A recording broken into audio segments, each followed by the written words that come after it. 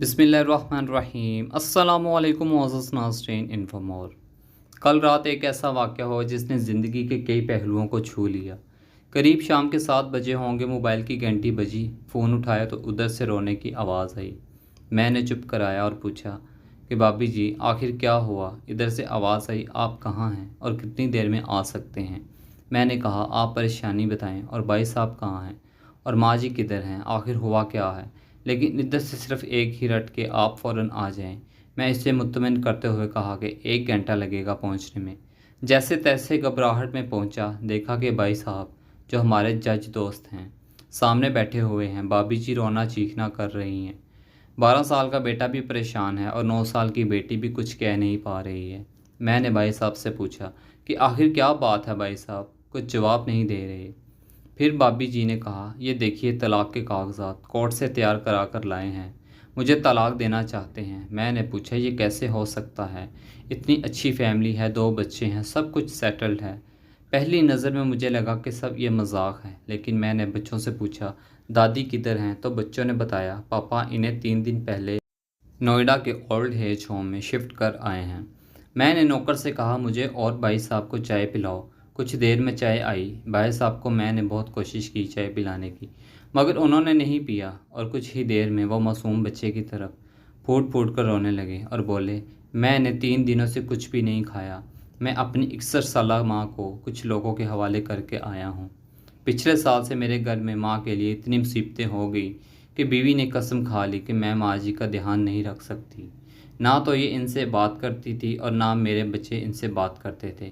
रोज़ मेरे कोर्ट से आने के बाद माँ बहुत रोती थी। नौकर तक भी इनसे ख़राब तरह से पेश आते थे और अपनी मनमानी करते थे। माँ ने 10 दिन पहले बोल दिया, तो मुझे ओल्ड एज होम के डाल दे। मैंने बहुत कोशिश की पूरी फैमिली को समझाने की, लेकिन किसी ने माँ से सीधे मुंह बात तक नहीं की।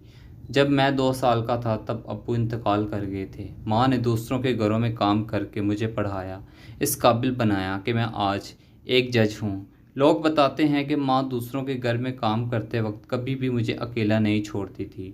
इस माँ को मैं आज ओल्ड एज होम में छोड़ आया हूँ। मैं अपनी माँ की एक एक दुख को याद करके तड़प रहा हूँ, जो उन्होंने सिर्फ मेरे लिए उठाए थे। मुझे आज भी याद है, जब मैं मैट्रिक के इम्तिहान देने वाला था, माँ मेरे साथ रात रात भर बैठी रहती थी। एक बार जब मैं स्कूल से घर आया तो माँ को बहुत ज़बरदस्त बुखार में मुब्तला पाया। पूरा जिस्म गर्म और तप रहा था। मैंने माँ से कहा, तुझे तेज़ बुखार है? तब माँ हंसते हुए बोली, अभी खाना बनाकर आई हूँ इसलिए गर्म है। लोगों से उधार मांग कर मुझे यूनिवर्सिटी से LLB तक पढ़ाया। मुझे ट्यूशन तक नहीं पढ़ाने देती थी, कहीं मेरा वक्त बर्बाद ना हो जाए। कहते कहते और ज़्यादा ज़ोर से रोने लगे और कहने लगे, जब ऐसी माँ के हम नहीं हो सके तो अपने बीवी बच्चों के क्या होंगे? हम जिनके जिस्म के टुकड़े हैं, आज हम इनको ऐसे लोगों के हवाले कर आए हैं जो इनकी आदत, उनकी बीमारी, उनके बारे में कुछ भी नहीं जानते। जब मैं ऐसी माँ के लिए कुछ नहीं कर सकता तो मैं किसी और के लिए भला क्या कर सकता हूँ? आज़ादी अगर इतनी प्यारी है और माँ इतनी बोझ है तो मैं पूरी आज़ादी देना चाहता हूँ। जब मैं बग़ैर बाप के पल गया तो ये बच्चे भी पल जाएंगे। इसीलिए मैं तलाक देना चाहता हूँ। सारी प्रॉपर्टी मैं इन लोगों के हवाले करके इस ओल्ड एज होम में रहूँगा। वहाँ कम से कम माँ के साथ तो रह सकता हूँ। और अगर इतना सब कुछ करने के बावजूद माँ ओल्ड एज होम में रहने के लिए मजबूर है, तो एक दिन मुझे भी आखिर जाना ही पड़ेगा।